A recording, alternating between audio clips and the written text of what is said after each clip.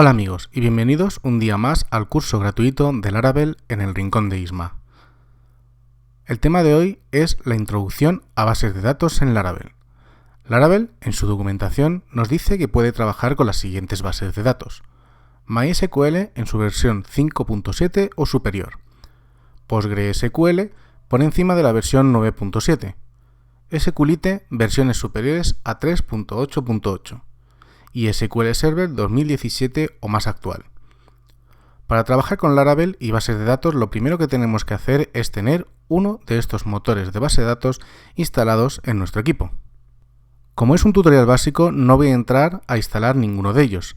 De todas maneras, si queréis un tutorial de cómo instalar una base de datos en Windows o Mac, dejármelo en los comentarios. Para este tutorial usaremos MySQL. Y en mi caso tengo instalado MySQL en mi MacOS a través de Homebrew, que os dejaré un link a mi vídeo de cómo instalar Homebrew en Mac. Lo siguiente que tenemos que hacer es crear una base de datos. Os recomiendo instalar un gestor de bases de datos visual. Hay muchos: phpMyAdmin, MySQL Workbench, SQLace. Yo personalmente uso este último porque me parece una interfaz muy buena para manejar bases de datos. Una vez instalado un gestor, deberíamos de crear una base de datos. En mi caso, voy a crear una llamada curso. Perfecto, con mi base de datos creada, ahora toca configurar Laravel, que para eso es este vídeo. Vamos a proceder a configurar Laravel. Lo primero que tenemos que hacer es dirigirnos a la carpeta config al fichero database.php. Como vemos aquí, tenemos la configuración de conexión de Laravel con las diferentes bases de datos. Entremos, por ejemplo, en la primera línea que pone default, y eso significa que es la conexión por defecto. Aquí vamos a entender que son las variables de entorno.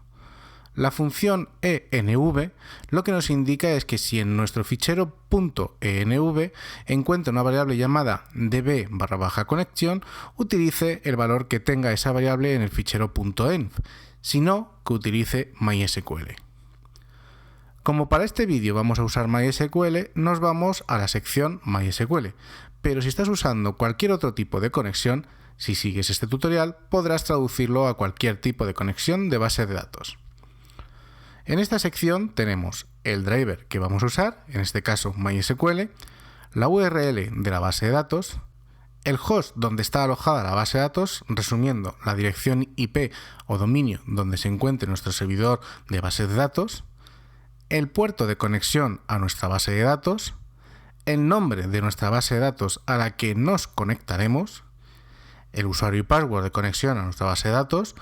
Cuando instalamos cualquier servidor de base de datos, tendrás siempre un usuario administrador total, aunque te recomiendo que crees un usuario para cada uso de base de datos. El socket de conexión al servidor de base de datos. Algunos servidores de Linux, sobre todo, precisan de este tipo de conexión, aunque en la mayoría de los casos este socket no es necesario.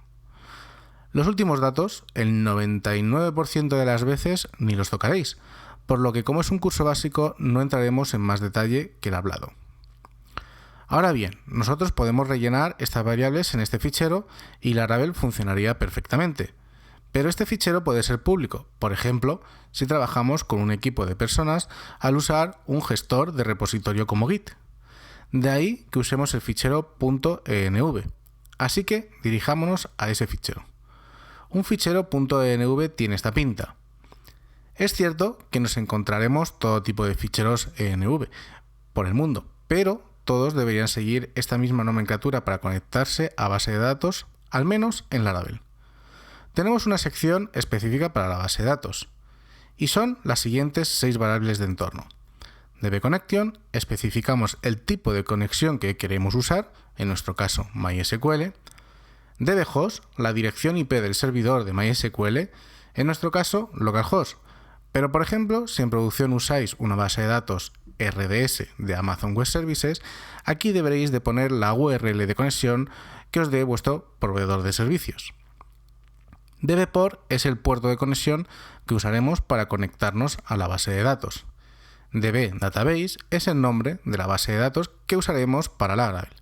He de deciros que Laravel es multi base de datos, quiere decir que puede trabajar con varias bases de datos a la vez, pero solo quería decírtelo a modo de curiosidad, ya que en este curso solamente nos conectaremos a una base de datos, que es MySQL.